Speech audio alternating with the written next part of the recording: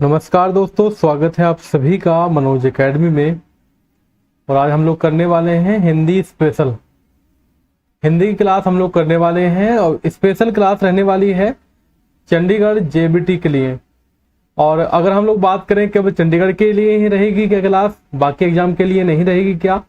जी हाँ दोस्तों, UP TET अगर आप लोग तैयारी कर रहे हैं या आप लोग तैयारी कर रहे हैं सुपर टेट की या आप लोग कर रहे हैं जेबीटी की तैयारी, सभी के लिए इंपॉर्टेंट रहने वाली है। क्योंकि मैं पहले सिलेबस दिखा देता हूं। देखिए, संधि, समास, उपसर्ग, पर्यायवाची, विलोम शब्द और शब्द युग्म जो होता है, शब्द शुद्धि जो होती है, वाक्य शुद्धि, वाच्य, क्रिया, अनेक शब्दों के लिए एक शब्द, मुहावरे एवं लोकोक्तियां। दोस्तों, मैं मानता हूं कि ये सारे सब्जेक्ट, ये सारे जो टॉपिक हैं हिंदी के, है ना, कोई सा भी एग्जाम आप लोग दे लो, इन सभी में आपके पूछे जाते हैं, है ना। तो सभी के लिए इंपॉर्टेंट क्लास रहने वाली है और अंतिम समय है जेबीटी के लिए। तो दोस्तों, आप लोग अपनी तैयारी को परखो। आप लोग मुझे कमेंट सेक्शन में ये बताओ कि आपका कितना स्कोर बना है। केवल मैं आपको 30 प्रश्न कराने वाला हूं इस सेशन में। तो चलिए शुरुआत करते हैं सेशन की पहले क्वेश्चन के साथ। जैसे कि आपकी स्क्रीन पर पहला प्रश्न आ चुका है। पहले प्रश्न में कहा गया है कि निम्न में से कौन सा कार्यालय पत्र नहीं है। निगेटिव आप लोगों से पूछा गया है, कार्यालय पत्र नहीं है। देखिए, प्रार्थना पत्र कार्यालय पत्र होता है, प्रेस विज्ञप्ति संपादन के नाम पत्र, लेकिन निमंत्रण पत्र जो होता है वो कार्यालय पत्र नहीं होता, है ना। जैसे हम लोग जो शादी विवाह का निमंत्रण देते हैं तो ये कार्यालय पत्र नहीं है। इसका आंसर डी होगा। प्रश्न संख्या 2 आपका ये बन रहा है कि प्रति उपसर्ग हिंदी भाषा में किस भाषा से आया है। अब यहां पर बात यह है कि ये उपसर्ग है। उपसर्ग की बात करेंगे तो आप लोगों के उपसर्ग जो है वो हिंदी के उपसर्ग होते हैं, संस्कृत के उपसर्ग होते हैं, और सर हम लोग तीसरे वाले को लगाते हैं आगत में। आगत में आपके सारे आ जाते हैं, चाहे आपका अंग्रेजी का हो, चाहे आपका उर्दू का हो, फारसी का हो, सारे आ जाते हैं आपके। तो प्रति उपसर्ग जो है सीधा सीधा संस्कृत का होना चाहिए। जी हाँ दोस्तों, बी वाला ऑप्शन आपका होगा। जैसे अधि, अनु, अति, अपि, अभि, अब, उत, उप, दुर, निस, ये सारे के सारे किसके हैं? संस्कृत के हैं। प्रश्न संख्या 3 कहता है हमारा कि श्रृंगार का तत्सम शब्द बताना है। मुझे नहीं लगता है कि ये क्वेश्चन किसी का भी गलत जाए, है ना। सभी का ये आंसर बिल्कुल करेक्ट हो जाना चाहिए, क्योंकि श्रृंगार जो है इस प्रकार से लिखा जाता है। लेकिन सर आप कहेंगे कि इसमें किसी भी ऑप्शन में सही नहीं लिखा हुआ है, तो ऐसे में कौन से को सिलेक्ट करेंगे? ऐसे में आप लोग करेंगे बी वाले को सिलेक्ट, ठीक है। इसके बाद चौथा नंबर क्वेश्चन रहेगा, अखरोट शब्द किस विदेशी भाषा से आया है। जी हाँ दोस्तों, अखरोट शब्द किस विदेशी भाषा से आया है? बहुत अच्छा क्वेश्चन है ये। अखरोट शब्द जो है वो आपका पश्तो, अखरोट शब्द आपका पश्तो भाषा से हिंदी में आया है। पहला वाला ऑप्शन रहेगा। और अगर हम लोग इसके तत्सम शब्द की बात करेंगे तो यह होगा अक्षोर। तत्सम शब्द अगर पूछता है आपसे तो इसका होगा अक्षोर। अगला क्वेश्चन कहता है हमारा कि हम दोनों शांतिपूर्वक पढ़ते रहते हैं। इस वाक्य में पूर्वक शब्द कौन सा संबंध बोधक है? दोस्तों, क्लास लेने को मैं लाइव भी कर सकता हूं इस क्लास को, लेकिन दोस्तों मुझे नहीं लगता है कि जो अंत समय में इस क्लास को हम लोग जो है थोड़ा सा 1x 2x की स्पीड से चलाएंगे तो अच्छा रहेगा, ठीक है। पूर्वक शब्द जो है वो आपको मेंशन करना है। इसका आंसर होगा मौलिक शब्द। कैसे दोस्तों? क्योंकि हम लोगों ने कहा है इस वाक्य में पूर्वक शब्द हम दोनों शांतिपूर्वक पढ़ते रहते हैं, तो यानी कि यहाँ ये जो है अपने मौलिक रूप में यूज हुआ है, मौलिक रूप में यूज हो रखा है। जो शब्द, एक शब्द है जो शब्द कौन सा सर्वनाम है? प्यारे साथियों, नेक्स्ट क्वेश्चन कहता है कि जो शब्द कौन सा सर्वनाम है। जो शब्द कौन सा सर्वनाम है? इसका आंसर होगा संबंधवाचक। यानी कि दोस्तों मैं कह सकता हूं कि दो वाक्यों के बीच संबंध स्थापित करना, है ना। जैसे कि जो सोता है,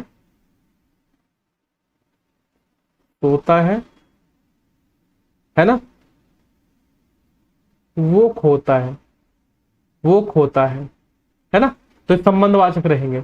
अगले क्वेश्चन की बात करते हैं, प्रश्न संख्या 7 की। उसने मुझसे कहा मैंने आज एक मशीन खरीदी है। करेक्ट। अगला क्वेश्चन कहता है कि उसने मुझसे कहा मैंने आज एक मशीन खरीदी है। उक्त वार्तालाप में किस विराम चिन्ह की कमी या त्रुटि है? उसने मुझसे कहा। तो मेरे प्यारे साथियों, मुझे लग रहा है कि इसमें अल्प विराम की त्रुटि लग रही है, क्योंकि कहा यहां पर आपका अल्प विराम होना चाहिए यहां पर। ठीक है, तो यह आपका अल्प विराम हो जाता है। इसका आंसर होगा तीसरा वाला। अगले क्वेश्चन पे आते हैं। मल्हार, एक सेकेंड, चलिए, मल्हार अलापना मुहावरे का उचित अर्थ बताना है आपको। मल्हार अलापना, इस मुहावरे का उचित अर्थ क्या होगा? अपनी ही बढ़ाई करते रहना, व्यर्थ की आशा पर प्रसन्न रहना, चैन से जिंदगी काटना, झूठी बातें उड़ाना। इसका आंसर होगा 8वें नंबर का सी वाला ऑप्शन, चैन से जिंदगी जीतना, है ना। चैन से, यानी कि जैसे राम जो है अपनी सारी जिम्मेदारियों से मुक्त होकर अब मल्हार अलापता है, यानी कि अपनी चैन की जिंदगी से अपनी जिंदगी जो है वो चैन से काटता है। अगले क्वेश्चन पे आते हैं। निम्नलिखित में से किस शब्द में स्वर व्यंजन संबंधी अशुद्धि नहीं है?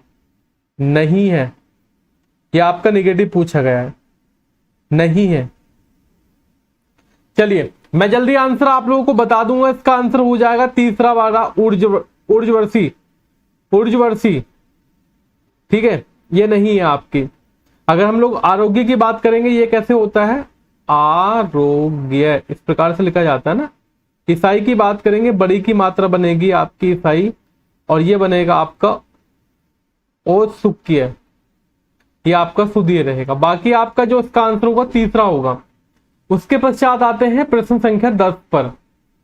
निहि प्लस कपट निम्नलिखित में से किस संधि का भेद है? थोड़ा जल्दी करते हैं, स्पीड बढ़ा देते हैं। निहि प्लस कपट निम्नलिखित में से किस संधि का उदाहरण है, यानी कि भेद है? विसर्ग संधि रहेगी, इसमें साफ साफ लिखा हुआ है, ज्यादा बड़ी बात नहीं है इसमें।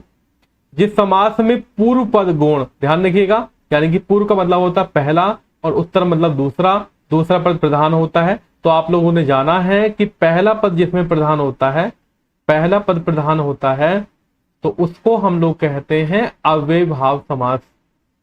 ठीक है, जिसमें दूसरा पद प्रधान होता है उसको तत्पुरुष समास की कैटेगरी में लेकर आते हैं। तो इसका आंसर होगा तत्पुरुष समास। जैसे राजकुमार, एग्जाम्पल मैंने आपको दिया है ना, जैसे राजपुत्र, तो राजकुमार, राजपुत्र, यानी कि दूसरा पद प्रधान है इसमें भी। ठीक है, इसके बाद आते हैं 12वें नंबर क्वेश्चन पर। जो सर्वनाम संज्ञा शब्दों के मेल से बनते हैं उन्हें हम लोग क्या कहते हैं? प्यारे साथियों, 12वां क्वेश्चन रहेगा हमारा कि जो सर्वनाम संज्ञा शब्दों के मेल से बनते हैं उनको हम लोग क्या कहते हैं? संयुक्त सर्वनाम। सिंपल सा क्वेश्चन है। 13वां नंबर क्वेश्चन कहता है कि जिस क्रिया से संचालित व्यापार का फल कर्ता को छोड़कर कर्म पर पड़ता है, कर्ता को छोड़कर कर्म पर पड़ता है, उसे कौन सी क्रिया कहते हैं? ध्यान रखेंगे यहां पर भाई, कर्ता को छोड़कर कर्म पर प्रभाव पड़ रखा है यहां पे। ठीक है, तो यहां पर आप लोग किसका आंसर लगाएंगे? सकर्मक। ठीक है, 13वें नंबर का आंसर होगा सकर्मक, यानी कि जिसमें कर्म है। इसका एग्जाम्पल मैं आपको बता देता हूं। जैसे मोहन पुस्तक पढ़ता है, तो मोहन क्या पढ़ता है? पुस्तक पढ़ता है। ठीक है, इसका मतलब यह हो गया। यहां पर जो पढ़ना है वो क्रिया के साथ पुस्तक कर्म है ना, यानी कि क्रिया का प्रभाव कर्म पर पड़ रहा है। अगले क्वेश्चन की बात करते हैं, प्रश्न संख्या 14। मनोभाव के अनुसार, अगला क्वेश्चन कहता है हमारा, मनोभाव के अनुसार हटो, हटो शब्द कौन सा विस्मादी बोधक है? हटो शब्द कौन सा विस्मादी बोधक है? हटो शब्द कौन सा विस्मादी बोधक है? जी, हटो, चेतावनी दी जा रही है ना यहाँ पर, हटो, है ना, इस तरह से बोलते हैं ना। चलिए दोस्तों, अगर वीडियो आपको अच्छी लग रही हो तो वीडियो को लाइक कर देना, और जब तक आपका एग्जाम होगा तब तक दोस्तों मैं आपको सीडीपी भी कराऊंगा, ठीक है, और आपको हिंदी भी कराऊंगा, और आपको जो है अन्य सब्जेक्ट भी करवाऊंगा। तो आप लोग चैनल को सब्सक्राइब कर लो, वीडियो को लाइक करो, कमेंट सेक्शन में एक बार मुझे बता देना। तुम दिन भर घूमते रहते हो, वाक्य में एक शब्द है भर, शब्द में कौन सा व्यय है? निपात, निपात, और कौन सा निपात है? बलदायक। कौन सा निपात है? बलदायक। अगला प्रश्न कहता है, हमारे पास 15 प्रश्न शेष बचे हैं। निम्नलिखित शब्दों में से कौन सा शब्द संबंधवाची है? संबंधवाची कौन सा है? देव, देवी, देवीय, देवता। इसमें थोड़ा सा प्रॉब्लम आ सकती है आपको, लेकिन मैं आपको बता दूं इसका आंसर होगा देवीय। कैसे? देवता संबंधी, देवता संबंधी, है ना। यानी कि देव में हम लोगों ने क्या किया, ये प्रत्यय लगा दिया, ठीक है। जैसे देव, देवी, देवता, ये आपके क्या हो जाएंगे, बाकी जातिवाचक संज्ञा हो जाएंगे, ठीक है। इसका आंसर तीसरा हो जाएगा।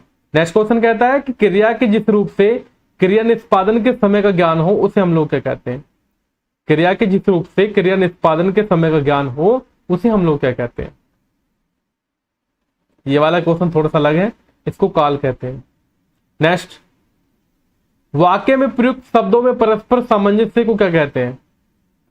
क्वेश्चन संख्या 18, वाक्य में प्रयुक्त शब्दों में परस्पर सामंजस्य को क्या कहते हैं? अन्वय। अन्वय कहते हैं। अन्वय का मतलब होता है अनुरूप होना, अनुरूप होना। क्या बोलते हैं?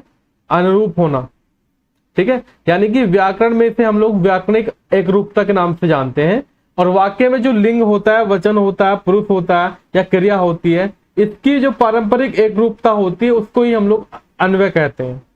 एग्जाम्पल मैं आपको बता देता हूं ताकि समझ में आ सके आपको, कि सीता घर जाती है, ये वाला वाक्य मैंने लिखा। यानी कि दोस्तों कर्ता के अनुसार, कर्ता के लिंग के अनुसार क्रिया हो रखी है यहां पर, ठीक है। क्वेश्चन संख्या 19 की बात कर लेते हैं कि किसी राजपत्रित अधिकारी की नियुक्ति, पदोन्नति, अवकाश स्वीकृति और उसके स्थानांतरण की सूचना को राजपत्र में प्रकाशित करने के लिए किस पत्र का प्रयोग किया जाता है? देखो कितना अच्छा क्वेश्चन है ये पत्र से संबंधित क्वेश्चन है। अगर आपका सिलेबस में नहीं है कोई बात नहीं है, इसका आंसर आप लोग दे दीजिएगा। इसका आंसर होगा आपका अधिसूचना कहा जाता है।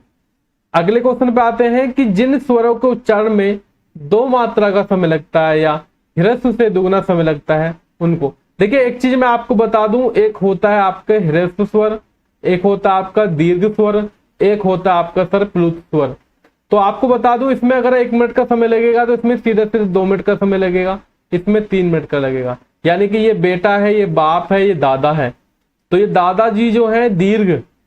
अब दोस्तों यहां पर दीर्घ तो लिखा हुआ नहीं है, सीधी सी बात तो ये है, लेकिन हम लोग गुरु कह सकते हैं, गुरु का मतलब ही होता है बड़ा, ठीक। अगले क्वेश्चन पे आते हैं। संधि विच्छेद में यदि किसी वर्ग के प्रथम वर्ण से परे कोई अनुनासिक वर्ण हो तो संधि करते समय प्रथम वर्ण के स्थान पर उसी वर्ग का कौन सा वर्ण आ जाएगा?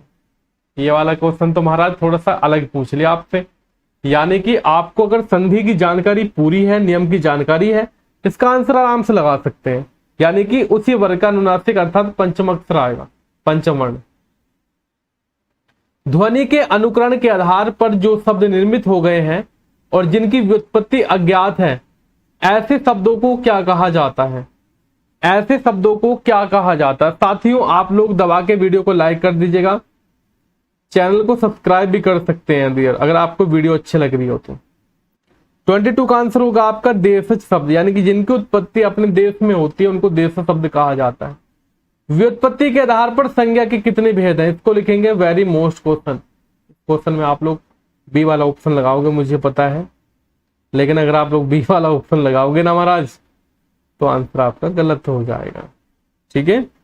तो ऐसे में हम लोगों का आंसर लगाना है, सॉरी बी वाला लगाया तो सही है, 5 वाला ऑप्शन नहीं दे रखा, सॉरी गाइज मैं माफी चाहता हूं, मैंने सोचा 5 लिखा है, लेकिन बी वाला ऑप्शन आपका सही है, 3 आपका करेक्ट है।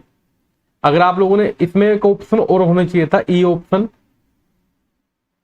5, तब जाकर क्वेश्चन पूरा होता, ठीक है। तो इसका आंसर बी वाला ऑप्शन करेक्ट है। व्युत्पत्ति के आधार पर संज्ञा के कितने भेद होते हैं? सर जी यहां पर 3 भेद होते हैं। कौन कौन से भेद होते हैं डियर? देखिए एक भेद कौन सा होता है, रूढ़, यौगिक और योग रूढ़ संज्ञा, ठीक है। नेक्स्ट क्वेश्चन, समानाधिकरण किस अव्यय का भेद है?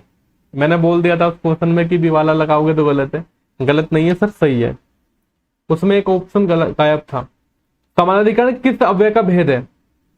24 नंबर क्वेश्चन रहेगा, समानाधिकरण किस अव्यय का भेद है? समुच्चय बोधक अव्यय का भेद है। देखिए समानाधिकरण जो है वो समुच्चय बोधक अव्यय के भेदों में, यानी कि जो दो भेद होते हैं उसमें से एक है।